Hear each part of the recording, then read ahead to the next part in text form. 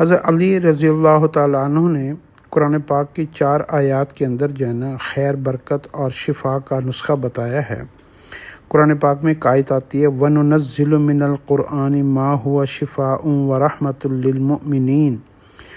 ہم نے قرآن میں سے وہ نازل فرمایا ہے جو شفا ہے اور رحمت ہے مومنین کے لیے۔ قرآن پاک کو اللہ رب العزت نے براہ راست شفا بتایا ہے، تو قرآن پاک کو پڑھنا، پڑھ کر پانی پر دم کرنا، اپنے اوپر پھونکنا، قرآن پاک کو تلاوت کرنا، قرآن پاک کو جو ہے نا اپنے سینے سے لگانا، قرآن پاک کی برکت سے اللہ سے دعا مانگنا، قرآن پاک پڑھ کر اس کے بعد دعا مانگنا، قرآن کا ادب کرنا، کسی کو قرآن پڑھانے کا وظیفہ اپنے ذمے لے لینا، قرآن پڑھنے والوں کی خدمت کرنا، قرآن پڑھنے والوں سے دعائیں کروانا، قرآن کے ساتھ جڑے رہنا، قرآن سے محبت کرنا، یہ سارے طریقے شفا کے ہیں، اور اس سے اللہ رب العزت بڑی بڑی بیماریوں سے بھی شفا عطا فرماتے ہیں، اور اللہ رزق سے اور رحمت سے بھی نوازتے ہیں۔ دوسرا قرآن پاک میں آیت ہے وَنَزَّلْنَا مِنَ السَّمَاءِ مَاءً مُبَارَكًا، ہم آسمان سے بابرکت پانی برساتے ہیں۔ یہ جو بارش کا پانی ہوتا ہے اس کے اندر بھی اللہ نے شفا رکھی ہے، تو بارش کے پانی کے میں نہانا، بارش کے پانی کو پینا، بارش کے پانی میں جانا،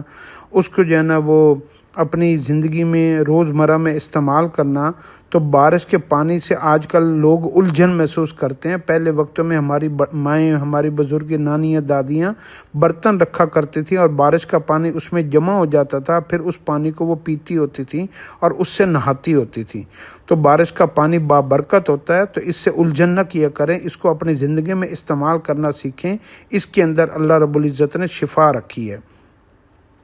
پھر ایک آیت ہے فَإِن طِبْنَ لَكُمْ عَنْ شَيْءٍ مِّنْهُ نَفْسًا فَكُلُوهُ هَنِيئًا مَرِيئًا، جس کا مفہوم ہے اگر عورتیں اپنے مال مہر میں سے اپنی خوشی سے تمہیں دے دیں تو بے شک تم اسے کھاؤ مزیدار خوشگوار سمجھ کر۔ جب ایک مرد نکاح کرتا ہے نا تو وہ عورت کو مہر کی رقم دیتا ہے، حق مہر کی رقم، تو اللہ نے اس حق مہر کی رقم کو بہترین پاکیزہ مال سے تعبیر دی ہے کہ زمین کے اوپر جتنا بھی اللہ کا دیا ہوا رزق ہے نا اس میں سب سے بہترین پاکیزہ بابرکت جو رزق ہے وہ عورت کو دیا ہوا حق مہر کی رقم ہے۔ تو عورت کو چاہیے کہ اس مال کو، اس حق مہر والی رقم کو کسی اچھے کام میں لگایا کرے، اس کو ضائع نہ کیا کرے، اور جو اپنا اگر اس کا خامد اپنی بیوی سے وہ حق مہر کی رقم ادھار لے کر اپنا کاروبار کرے یا اس سے دستی لے لے یا اس کے بدلے میں دوسری کوئی رقم دے کر اس سے وہ رقم لے لے، تو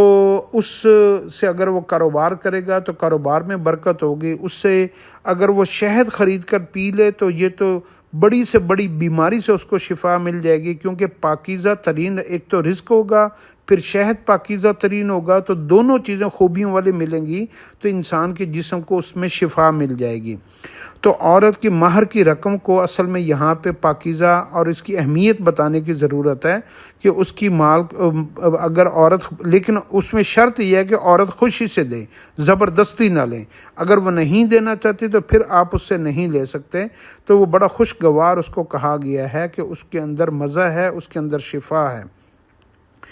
پھر ایک قرآن پاک کی آیت ہے فیہ شفاء للناس، کہ شہد لوگوں کے لیے شفا ہے، تو شہد کو اپنی زندگی میں بہترین اس کو اپنی زندگی کا حصہ بنائیں۔ یہ جو آج کل چاکلیٹیں کھانا اور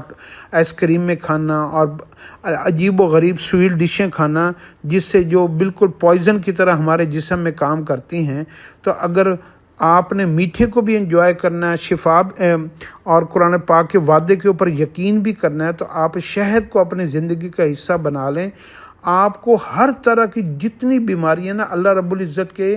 کسی بھی چیز میں شفا کا وعدہ نہیں ہے، لیکن شہد کے ساتھ اللہ رب العزت نے شفا کا وعدہ کیا ہے۔ تو یہ شہد کو اپنی زندگی میں استعمال کریں، آپ دیکھیں گے آپ کو بڑی سے بڑی بیماریوں سے شفا مل جائے گی۔